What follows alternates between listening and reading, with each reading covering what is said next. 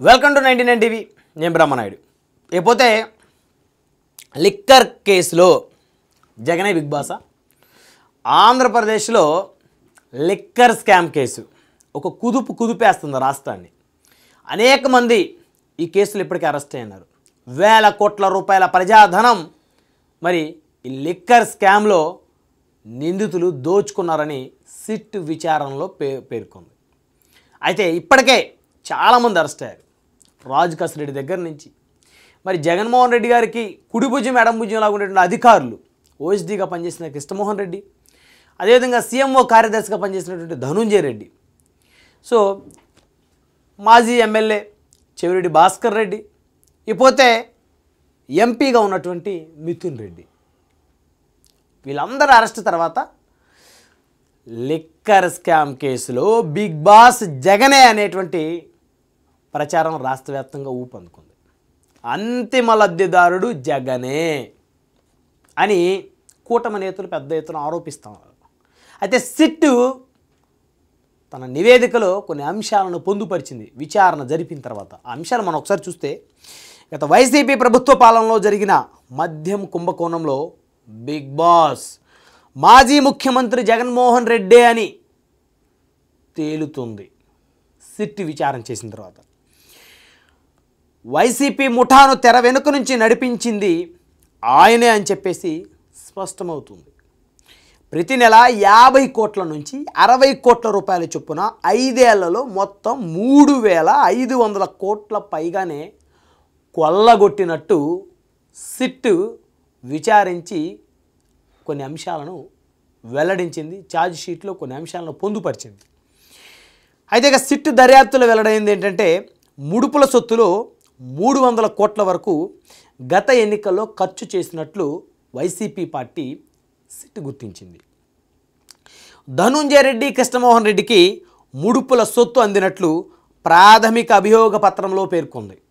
చూసారా, ధనుంజయ రెడ్డి, కృష్ణమోహన్ రెడ్డిలకి ఈ ముడుపుల సొత్తు అందినట్లు మరి అధికారులు వాళ్ళు.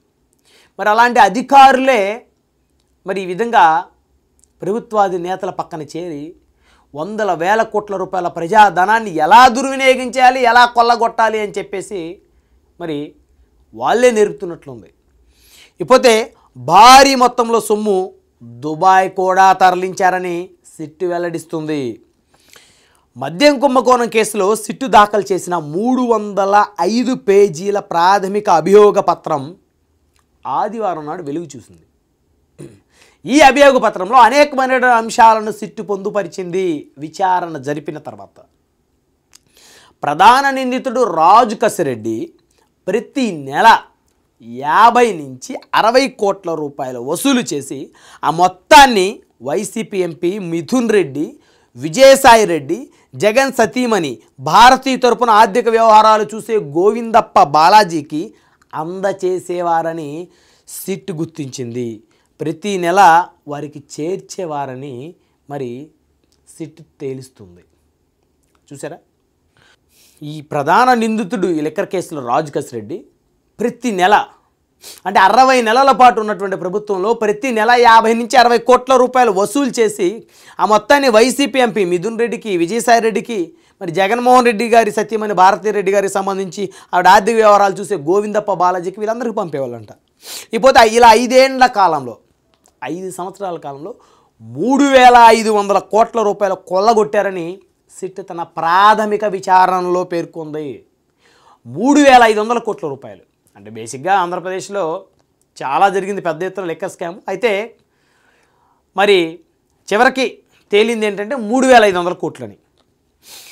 2019లో జగన్మోహన్ రెడ్డి ముఖ్యమంత్రిగా అధికారాన్ని చేపట్టిన తర్వాత ముడుపులు కొల్లగొట్టేందుకు కొత్త మద్యం పాలసీని రూపకల్పన చేసి అందుకోసం నిర్వహించిన సన్నాహక సమావేశాలు, ఈ కుట్ర అమలుకు అనుసరించిన విధానాన్ని అభియోగ పత్రంలో సిట్టు వివరించింది.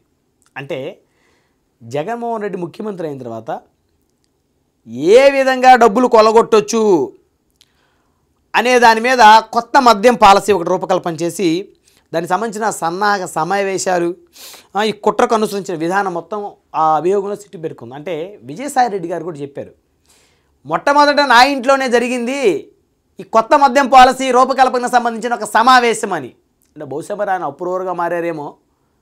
సో కాబట్టి మరి ఆయన చెప్పిన అంశాలు, సిట్ ఇక్కడ పొందుపరుస్తున్నటువంటి అంశాలు రెండు కూడా మ్యాచ్ అవుతున్నాయి.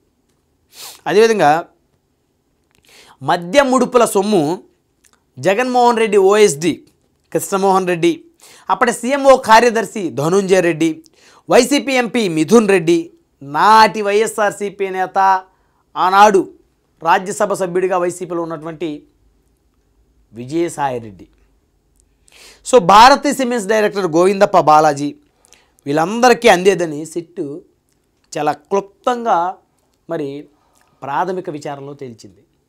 చూసారా, అంటే నిప్పు లేకుండా పొగరాదు, తీగలాగితే డొంకంతా కదులుతుంది. రాజకీయ కక్ష పేరుతోటి అరెస్ట్ చేయాలంటే రోజు ఇష్టానుసారంగా మాట్లాడుతున్నటువంటి మాజీ మంత్రులు చాలామంది ఉన్నారు వైసీపీలో, వారిని అరెస్ట్ చేయొచ్చు. కానీ మరి వీళ్ళని ఎందుకు అరెస్ట్ చేశారంటే వీళ్ళు మద్యం కుంభకోణానికి సంబంధించిన లావాదేవీల్లో పాత్రదారులుగా సూత్రధారులుగా ఉన్నారు కాబట్టి ఈ ధనుంజయ రెడ్డి, కృష్ణమోహన్ రెడ్డి, మిథున్ రెడ్డి, రాజు కసిరెడ్డి వీళ్ళందరూ. ఇక రాజు కసిరెడ్డి ఆయన అనుచర గణంతో వీరు నిరంతరం సంప్రదింపులో ఉన్నట్లు టెలికాల్ రికార్డుల విశ్లేషణలో వెల్లడైంది. మరి ఈ స్థాయిలో లిక్కర్ లావాదేవీలు చేస్తున్నారంటే మరి ఖచ్చితంగా వీళ్ళందరూ ఏ వాట్సాప్ కాలో లేకపోతే ఏ ఫేస్ టైమో లేకపోతే ఒక్కోసారి నార్మల్ కాలో మాట్లాడుకుంటారు. సో మొత్తానికి ఏదైతేనే ఈ టెలికాం రికార్డుల విశ్లేషణలో రాజు కసిరెడ్డి ఆయన అనుచర గణంతో వీరందరూ నిరంతర సంప్రదింపులు ఉండే. రాజు కసిరెడ్డి కదా ఈ లిక్కర్ స్కామ్ సంబంధించి ప్రధానమైనటువంటి పాత్రధారుడు, సూత్రధారుడు. సో ఈయన సంబంధించినటువంటి ఆ లిక్కర్ స్కామ్కి సంబంధించిన ఆ లావాదేవీలు చూసే వాళ్ళందరితోటి ఇందాక మనం చెప్పినటువంటి ఓఎస్డి కృష్ణమోహన్ రెడ్డి, ధనుంజయ రెడ్డి, విజయసాయి రెడ్డి, మిథున్ రెడ్డి, మరి గోవిందప్ప బాలాజీ వీళ్ళందరూ కూడా నిత్యం వీళ్ళతోటి సంప్రదింపులు జరిపేవారంట నిరంతరం. సో అనేక సందర్భాలలో వారితో కలిసి ఒకే చోట ఉంటూ ముడుపులు తీసుకున్నట్లు కూడా ఆ ఛార్జ్ షీట్లో సిట్టి పేర్కొంది. చూసారా, వీళ్ళందరూ ఫోనుల్లో లావాదేవీలే కాదు, అనేక సందర్భాలలో వీళ్ళందరూ కలిసి కూర్చొని ముడుపులు పంచుకునేవారు. డెన్నులు ఏర్పాటు చేశారు, నోట్ల కట్టలు తరించడానికి డెన్నులు ఏర్పాటు చేశారు. మరి అక్కడికి వెళ్ళేవారు, కూర్చునేవారు, పంచుకునేవారు. ఎంత అంటే ఈ సమాజంలో మనిషి చచ్చిపోతున్నా, మనిషిని పిక్కుతునే రోజులు వచ్చినా ఇంకా రాజకీయ నాయకులు ప్రజల రక్తాన్ని జలగలా పీలుస్తారు. ఇన్ని వేల కోట్లు సంపాదించి ఏం చేసుకుంటారండి? ప్రతిరోజు తింటానికి తిండి లేక ఈ రాష్ట్రంలో, ఈ దేశంలో ఎంతోమంది ప్రాణాలు పోతున్నాయి. సరైన వైద్యం అందక ఎంతోమంది ప్రాణాలు పోతున్నాయి. మరి వీళ్ళు ఈ నోట్ల కట్టలు ఏం చేసుకుంటారు? నేలమాలిగల్లో దాచిపెట్టుకొని బంగారు బిస్కెట్లు కొనుక్కొని ఏం చేసుకుంటారు వీళ్ళు? ఎవరికైనా పోయిన తర్వాత 6 అడుగులు గొయ్యే కదా మిగిలేది. నిజంగా చాలా బాధాకరం. ఇంకా వీళ్ళ లీలలు చూస్తే ముడుపుల ద్వారా కొల్లగొట్టిన సొత్తులో 200 కోట్ల నుంచి 300 కోట్లు గత ఎన్నికల్లో ఖర్చుల కోసం వైసీపీ అభ్యర్థులకు పంపిణీ చేశారని సిట్టు తేల్చింది. మరి ఏం చేస్తారు? అక్రమంగా సంపాదించిన డబ్బును మళ్ళీ రాజకీయాలకు ఉపయోగించి మళ్ళీ పోటీ చేసి ఎమ్మెల్యేలుగా గెలిచి, ఎంపీలుగా గెలిచి మళ్ళీ ప్రజల రక్తాన్ని జలగలా పీల్చాలంటే ఎన్నికల్లో గెలవాలి కదా. వీళ్ళ ముఖాలకు ఓట్లు వేసే వాళ్ళు తక్కువే ఉంటారు. డబ్బులు ఇస్తే కానీ ఓట్లు వేసే పరిస్థితి లేదు. ప్రజలను మభ్యపెట్టి వారికి మద్యము, బిర్యానీలు, ఓట్లకు డబ్బులు ఆశ చూపి అమాయకుల్ని లొంగ తీసుకొని వారి ద్వారా వారి ఓటు హక్కుని పొంది వారి రక్తాన్ని జలగల పెట్టి పీల్చేటువంటి ఈ రాజకీయ బకాసుల్ని నిజంగా వీళ్ళని చూస్తుంటేనే చాలా అసహ్యంగా ఉంది. జగన్మోహన్ రెడ్డికి అత్యంత సన్నిహితుడు చెవిరెడ్డి భాస్కర్ రెడ్డి ద్వారా ఈ డబ్బును పంపిణీ చేశారంట ఎన్నికల్లో. మరి చెవిరెడ్డి భాస్కర్ రెడ్డి ఎక్కడి నుంచో వచ్చి మరి ఆయన ఒంగోలులో కంటెస్ట్ చేశాడు, చిత్తూరు నుంచి వచ్చి. చెవిరెడ్డి ముడుపుల డబ్బులు తెచ్చేందుకు చెవిరెడ్డి పిఏ, చెవిరెడ్డి గన్మెన్ హైదరాబాదుకి తాడేపల్లి ప్యాలెస్కి సమీపంలో ఉన్నటువంటి డెన్లు అంటే ఇంక అక్కడికి ఎవ్వరు వెళ్ళలేరు. అక్కడ వారి వ్యక్తులు, శక్తులు తప్ప ఎవరు వెళ్ళలేరు. ఏ పోలీసులు, ఏ అధికారులు వెళ్ళలేరు అక్కడికి. ఎందుకంటే వారు ప్రత్యేకంగా డెన్నులు ఏర్పాటు చేసుకొని, కొన్ని నివాసాలు ఏర్పాటు చేసుకొని అక్కడ వారి లావాదేవీలు, వారి అక్రమ సంపాదన మరి పంచుకోవటం కోసం, మరి అక్రమంగా ఎలా దోచుకోవాలనే చర్చలు నిర్వహించుకోవడం కోసం మరి హైదరాబాద్కు దగ్గరగా తాడేపల్లి ప్యాలెస్కు సమీపంలో డెన్లు ఏర్పాటు చేసుకుని ఈ యొక్క చెవిరెడ్డి భాస్కర్ రెడ్డి తన పిఏని, గన్మెన్ని అక్కడ పంపించి మరి డబ్బులు తెప్పించుకొని డబ్బులు డిస్ట్రిబ్యూషన్ చేసేవాడు. వీటి కోసం తుడా వాహనాలు వినియోగించాడంట చెవిరెడ్డి భాస్కర్ రెడ్డి. తుడా చైర్మన్గా పనిచేశాడు కదా మహానుభావుడు, ఎమ్మెల్యేగా ఉండి వైసీపీ హయాంలో. సో ఎన్నికల సమయంలో గరికపాడు చెక్ పోస్ట్ వద్ద పట్టుబడిన 8 కోట్ల రూపాయలు కూడా ఈ మద్యం కుంభకోణంలో సంపాదించి మరి డిస్ట్రిబ్యూట్ చేసేటందుకు ఉపయోగించినటువంటి డబ్బులే. ఇక ఈయన తుడా వాహనాలు ఉపయోగించడం నిజంగా చాలా దారుణం. ఎందుకంటే ప్రభుత్వ స్టిక్కర్లు ఉంటాయి, అందులోనే డబ్బులు తరలించేవాడు. తాడేపల్లి ప్యాలెస్ సమీపంలో ఉన్న డెన్ను, హైదరాబాద్ సమీపంలో ఉన్న డెన్ను, వాటిలోకి వెళ్ళి డబ్బులు తీసుకొని మరి ఈయన చాలా జిల్లాలకు కూడా ఆ డబ్బులు పంపిణీ చేశాడంట. ప్రత్యేకంగా ప్రకాశము, నెల్లూరు, చిత్తూరు ఈ 3 జిల్లాలకి మరి ఈ మహానుభావుడు చెవిరెడ్డి భాస్కర్ రెడ్డి మరి ఆ 3 జిల్లాలకి మరి ప్రజల రక్తాన్ని జలగలా పీల్చిన ఆ మద్యం కుంభకోణం సంపాదించిన ఆ కోట్ల రూపాయల డబ్బులే పంపిణీ చేసిన దాదాపు 200 నుంచి 300 కోట్లు గత ఎన్నికలు ఖర్చు చేసినట్లు ఒక అప్రాక్సిమేట్ క్యాలిక్యులేషన్ తేల్చింది సిట్టు. ప్రకాశం, చిత్తూరు, నెల్లూరు జిల్లాల్లో వైసీపీ అభ్యర్థులకి డబ్బులు పంపిణీ చేశారు. భారీ ఎత్తున స్థిరాస్తులు కొనడం, హవాలా ద్వారా డబ్బు తరలించడం, మద్యం ముడుపుల్లో కమిషన్ల ద్వారానే కాకుండా సొంతంగా కొన్ని మద్యం సరఫరా కంపెనీలను కూడా ఏర్పాటు చేశారంట. ఇంకేం చేస్తారు? హవాలా ద్వారా ఇతర దేశాలకు తరలించడం, స్థిరాస్తులు కొనడం, వీళ్ళ ఇష్టానుసారంగా. ఇంకా ఈ నీచుడు దుర్మార్గుడు రాజు కసిరెడ్డి అయితే మరి ప్రజల రక్తాన్ని జలగలా పీల్చిన ఈ రాజు కసిరెడ్డి మరి కిరణ్ కుమార్ రెడ్డి అనేటువంటి వ్యక్తితో కూడా కలిసి, ఇతను ఈశ్వర్ కిరణ్ కుమార్ రెడ్డి అనే వ్యక్తితో కలిసి అనేక స్టార్టప్ కంపెనీలను ఏర్పాటు చేసుకున్నారంట వీళ్ళు. ఫార్మా రంగం, లాజిస్టిక్ రంగాల్లో కూడా కంపెనీలు పెట్టారంట, సూట్ కేస్ కంపెనీలు.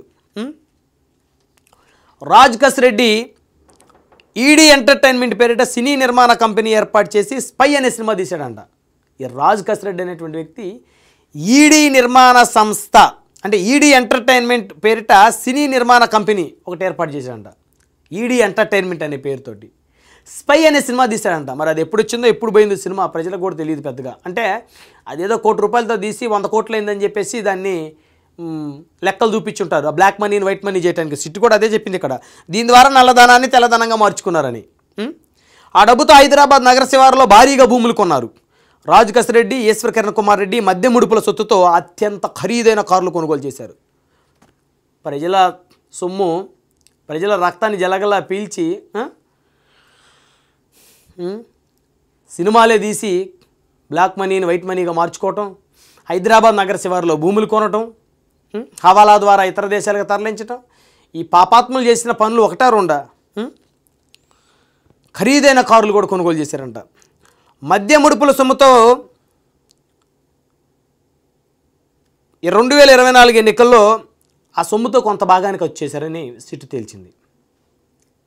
మరి ఆ 3,000 కోట్ల రూపాయల పైన మరి కొల్లగొడితే కనీసం ఒక 500-600 కోట్లైనా ఈజీగా ఎన్నికల్లో ఖర్చు పెట్టుంటారు. ఒక్కో అభ్యర్థికి వైఎస్ఆర్ కాంగ్రెస్ పార్టీ ఎలక్షన్లప్పుడు 20 కోట్లు 25 కోట్లు కూడా ఒక్కొక్క అభ్యర్థికి పంపింది. ఎక్కడి? ప్రజల డబ్బే, ప్రజల డబ్బులే పంపారు వారు. ఈ మద్యం ఈ కుంభకోణానికి సంబంధించి దాదాపు చాలా పర్సెంట్, ఒక 20-25% పంపించుంటారు. ఒక 600 కోట్ల రూపాయలు ఒక దాదాపు ఒక 40-50 మంది అభ్యర్థులకు పంపిణీ చేసి ఉంటారు. ఇంకా వాళ్ళకి పార్టీ ఫండ్స్ వస్తాయి, ఇంకా చాలా కుంభకోణాలు చేశారు కదా, చాలా దోచుకున్నారు కదా. సో కాబట్టి ఈ మద్యం కుంభకోణం కేసుకు సంబంధించి ఈ లిక్కర్ కేసులో బిగ్ బాస్ మాజీ ముఖ్యమంత్రి వైసీపీ అధినేత జగన్మోహన్ రెడ్డే అని సిట్ తన విచారణలో పొందుపరిచినటువంటి అంశాలన్నీ చూసిన వారికి చాలా క్లియర్గా అర్థమవుతుంది. అయితే వైఎస్ఆర్ కాంగ్రెస్ పార్టీ మాత్రం ఇది ఖచ్చితంగా రాజకీయ కక్ష సాధింపు చర్య. సో కాబట్టి ఈ కేసులో జగన్మోహన్ రెడ్డిని అరెస్ట్ చేయాలనేటువంటి ఒక కక్షతోటి కూటమి ప్రభుత్వం అన్యాయంగా ఇరికిస్తుందని చెప్పేసి మరి పాపం వాళ్ళు చాలా బాధపడిపోతూ ఉన్నారు. మరి ఆ బాధని ఎవరో ప్రజలు కూడా అర్థం చేసుకోవట్లేదు. ఎందుకంటే మరి ప్రజలకు కూడా ఈజీగా అర్థమవుతుంది కదా చూడగానే ఎవరో నిజాయితీ పరులు, ఎవరు అవినీతి పరులు అని. సో మొత్తానికి ఈ లిక్కర్ కేసులో మాజీ సీఎం వైకాపా అధినేత అరెస్ట్ కాబోతున్నాడు. So already Rajahmundry central jail Sneha బ్లాక్ను కేటాయించారు పెద్దిరెడ్డి మిథున్ రెడ్డి గారికి. మరి అదే స్నేహ బ్లాక్లో జగన్మోహన్ రెడ్డికి కూడా మరి బెర్తు ఖాయం అనేటువంటి ఆ పరిస్థితులు స్పష్టంగా కనబడుతున్నాయి. మరి గతంలో చూస్తే చంద్రబాబు నాయుడు గారు అరెస్ట్ అయినప్పుడు రాజమండ్రి సెంట్రల్ జైలు ఆయన కూడా స్నేహ బ్లాక్లో ఉన్నారు. అది వివిఐపీలకు ఇచ్చేటువంటి బ్లాక్ అంట ఆ సెంట్రల్ జైల్లో. సో కాబట్టి ఇక లిక్కర్ కుంభకోణానికి సంబంధించి బిగ్ బాస్ మాజీ సీఎంఏ వైకాపా అధినేతే ఆయన అరెస్టుకి అయితే రంగం సిద్ధమైందని అయితే మరి ఇప్పటి వరకు అరెస్ట్ అయినటువంటి వారు అందరిని బట్టి చూస్తే చాలా ఈజీగా అర్థమవుతుంది.